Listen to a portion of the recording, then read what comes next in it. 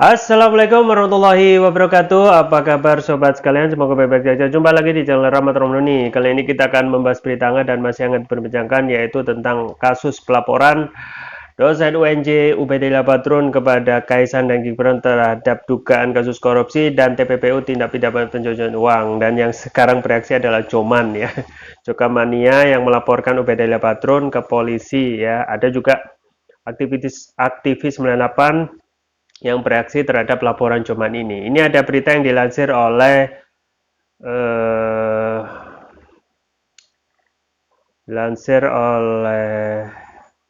ini suara.com ya. Langsung saja kita baca dan kita ulas. Joman laporkan Ubaidillah Badrun ke polisi. Aktivis 98 sebut untuk jauhkan substansi persoalan. Jokowi Mania Joman resmi melaporkan dosen Universitas Negeri Jayaka UNJ Ubaidillah Badrun ke Polda Metro Jaya Jumat siang dalam laporan yang terregistrasi nomor LPB 239I sekian-sekian ya. Joman menyebut jika Ubaidillah memfitnah dua putra Presiden Jokowi, Gibran Raka Buming Raka dan Kaisang Pangarep. Terkait itu, aktivis 98 Ray Rangkuti mengatakan laporan itu sebagai bentuk pengalihan perhatian publik terhadap aduan Ubaidillah di KPK. Laporan yang dibikin Ubaidillah kepada dua putra Jokowi itu berkaitan dengan dugaan keterlibatan korupsi, kolusi, dan nepotisme atau dalam sebuah relasi bisnis. Jadi upaya laporan itu bagian dari mengajak perhatian publik lari dari substansi laporan. Kata Ray dalam diskusi yang dihelat forum tebet di kawasan Jakarta Timur. Ray menambahkan laporan polisi yang dibuat Joman terhadap Ubaidillah menjadi semacam kezaliman di era Kiwari. Apa Kiwari? Tidak hanya itu, tidak ada data yang bisa membantah laporan Ubaidillah tentang dugaan KKN, relasi bisnis Gibran dan Kaisang. Itu menjauhkan substansi dari persoalan, kata dia. Pengamat politik dari Lingkar Madani itu menambahkan laporan Ubaidillah seharusnya dibuktikan terlebih dahulu hingga tahap pengadilan. Kemudian laporan Joman terhadap Ubaidillah ke Polda Metro Jaya baru bisa dilayangkan jika tidak terbukti di persidangan. Kalau ini dilaporkan lebih dahulu, laporan pencemaran nama baik duluan yang diusut. Itu yang saya bilang kelucuan dari proses hukum, kata dia. Aktivis 98 lainnya Niko Adrian berpendapat seharusnya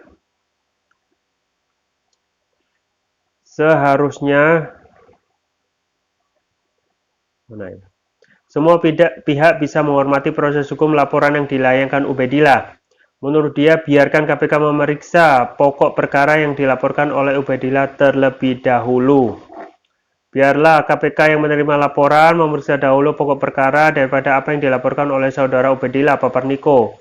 Menurut Niko, Joman tidak bisa melaporkan Ubaidillah dengan menggunakan pasal 317 KUHP tentang pengaduan fitnah. Pasalnya pasal itu merupakan delik aduan, ya. Niko mengatakan banyak pihak yang dirugikan yang dapat melaporkan Ubaidillah ke polisi. Jika tidak, maka bisa juga dilaporkan oleh pihak yang diberi kuasa hukum oleh pihak yang merasa dirugikan, dalam hal ini Gibran dan Kaisang. Jadi hanya orang yang merasa dilaporkan yang bisa melaporkan, atau kalau dia mendapatkan kuasa, dia bisa melapor jadi yang difitnah atau yang diberi kuasa, bukan orang lain, pungkas dia. Ya, itu ya sobat sekalian. Ternyata kasus ini terkesan menimbulkan keonaran ya. Itu menjadi hal biasa saja sebenarnya. Menjadi onar ketika itu sudah memasuki waktu setelah pelaporan dan sering terjadi forum di media ya terkait keterangan Ubaidillah Badrun. Yang kita sangat tekankan dari sini adalah memang sekarang menjadi bola panas itu ada di tangan KPK ya. Jadi KPK sekarang yang menjadi pihak yang mempunyai wewenang untuk memeriksa seseorang ataupun kelompok atau perusahaan yang terindikasi korupsi ataupun melakukan tindak pidana pencucian uang adalah KPK ya. Jadi KPK dalam hal ini yang kita ketahui sekarang masalah tentang laporan UBD Badrun ini sudah menjadi bola panas dan harusnya dari KPK itu harus menindak cepat ya, harus menindak cepat ya. Dan yang kita patut sayangkan adalah laporan ini belum ada keterangan ya, keterangan resmi ya dari KPK tentang kemajuan dimulainya penyelidikan ya, penyelidikan tentang adanya dugaan tindak pidana korupsi dan TPPU atau tindak pidana pencucian uang ya.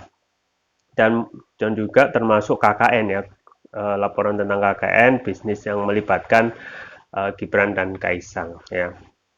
Dan memang benar apa yang dinyatakan bahwasanya yang kita sayangkan juga adalah laporan dari Joman atau Jokomania yang langsung saja melaporkan Ubedillah Badrun dengan pasal 317 KUHP dengan pasal tindakan fitnah ya, pengaduan fitnah ya. Nah, yang dalam hal ini keanehan di negeri ini ketika seseorang siapa yang dilaporkan, siapa yang melaporkan gitu ya. Dalam hal ini pasal 317 KUHP adalah delik aduan gitu. Delik aduan artinya seseorang yang melaporkan yaitu orang yang bersangkutan gitu. Dalam ini Gibran dan Kaisang lah yang berhak ya. Kalaupun mau melaporkan terhadap dugaan fitnah dari Ubedillah Badrun misalnya. Tetapi kalau kita melihat sobat sekalian ya, dari esensi laporan Ubedillah Badrun ya, ini adalah itikat baik ataupun aktivitas dari society ya, civil society yang mempunyai keinginan untuk memperbaiki kondisi negeri sekarang yang kita ketahui tingkat korupsinya menjadi-jadi ya. Sebelumnya IPK atau indeks prestasi korupsi kita 40, sekarang turun menjadi 37. Artinya angka dari 0 sampai 100 berarti di bawah 50 itu korup ya. Ya inilah yang ingin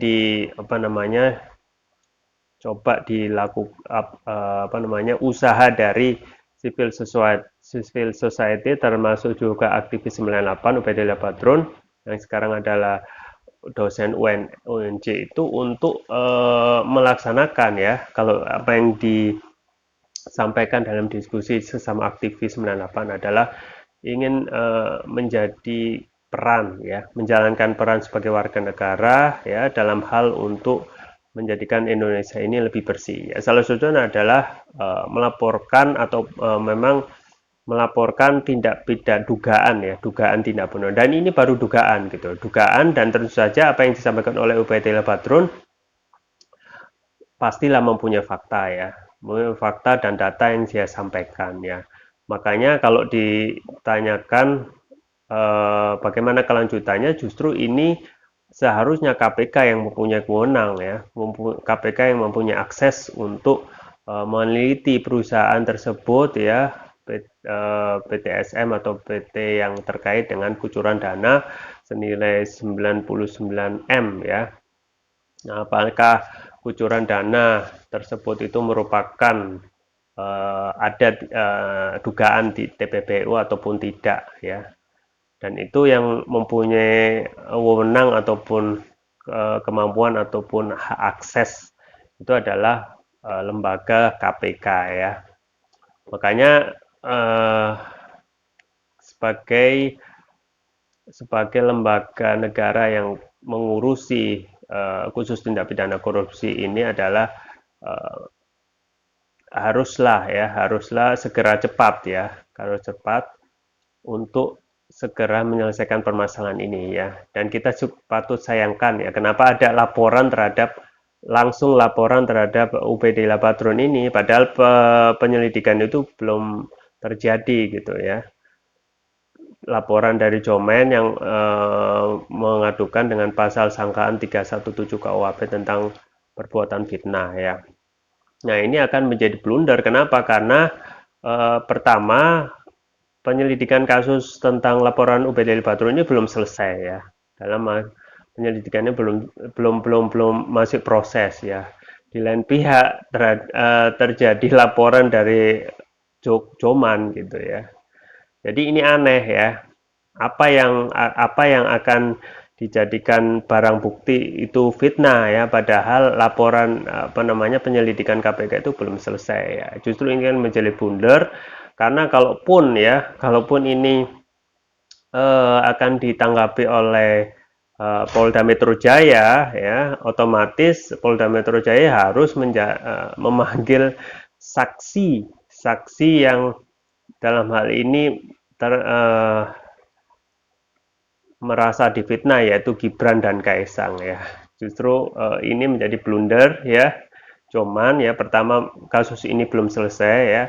Dan memang kalau kita melihat logika hukum ya, selesaikan dulu penyelidikan kasus laporan Ubedillah Badrun ya. Kalaupun tidak diketemukan kan, kita bisa mengambil pelajaran bahwasanya kemungkinan ya ini mengambil pelajaran bahwasanya ada peran serta masyarakat ya yang mempunyai itikat baik untuk membersihkan Indonesia dari korupsi ya. Seharusnya hal yang paling bisa kita sampaikan ataupun negara ya harusnya memberikan dukungan ya, harus dukungan karena seperti kita ketahui ya, tingkat korupsi kita sangatlah menyedihkan ya. Kita tidak tahu ke depannya kita itu akan semakin semakin lebih baik ya kalau kita melihat korupsi sekarang yang merajalela ya. Dan memang ya dalam hal ini juga harus ada itikat baik dari pemerintah ya untuk benar-benar mempunyai itikat baik ataupun keinginan untuk membersihkan kasus korupsi ini ya, agar tidak menjadi membudaya ya. Itu bisa dibuktikan dengan tindakan-tindakan real ya, tindakan-tindakan real ya untuk pencegahan ataupun juga untuk penanganan kasus tindak korupsi ini lebih cepat selesai ya kan. Pertama ya, kita apresiasi apa yang disampaikan oleh Badr Badrun ya terhadap laporannya. Yang kedua ya, seharusnya apa yang dilakukan Coman itu haruslah dipikirkan apakah ini akan berefek baik ataupun buruk ya, karena apapun yang sekarang yang dilaporkan otomatis itu harus menyeret siapa yang dilapor, yaitu Gibran dan Kaisang menjadi saksi ya. Seharusnya ya apa yang dilakukan oleh Ubedillah itu bisa diacungi jempol karena ini adalah tindakan yang berani. Tidak semua orang itu bisa melakukan laporan bisa melaporkan dalam niatan untuk membersihkan ya ataupun ingin memperbaiki kondisi Indonesia dengan tingkat korupsi sekarang yang lagi mengenaskan, menyedihkan ya. Seperti itu. Ya, semoga kedepannya kita lebih santun ya dalam bersikap, memikirkan hal sebelum bertindak ya. Dan kita tunggu ya kedepannya bagaimana proses hukum terhadap penyelidikan dugaan kasus korupsi yang melibatkan Gibran dan Kaisang itu ya. Dan sekarang yang paling penting adalah KPK segera bertindak ya, agar tidak terjadi lagi keonaran dan tren lapor melapor itu tidak terus-menerus dilakukan. Maka kalau dilapor melakukan terus-menerus tidak akan selesai masalah gitu ya. Jadi juga kemungkinan juga Coman juga akan dilaporkan oleh Badr Badrun dengan tuduhan perbuatan tidak menyenangkan atau fitnah lagi. Kapan selesainya ya kan? Makanya itu dalam hal ini KPK harus tidak tebang pilih ya. Ketika seseorang itu yang terduga atau yang dilaporkan oleh orang menengah ke bawah langsung ditindaklanjuti kepada lingkaran penguasa, itu sangat lama ya. Makanya sekarang integritas KPK sedang ditanyakan karena kemarin sudah banyak sekali ya indikasi-indikasi pelemahan KPK dan juga ke penurunan tingkat kepuasan publik tentang terhadap kinerja KPK ya. Ya, itu semoga kedepannya KPK bisa mengambil pelajaran agar meningkatkan kinerjanya cepat ya dan mengembalikan kepercayaan publik untuk pemberantasan korupsi di negeri ini menjadi lebih baik lagi ya, lebih baik lagi dan tidak tebang pilih.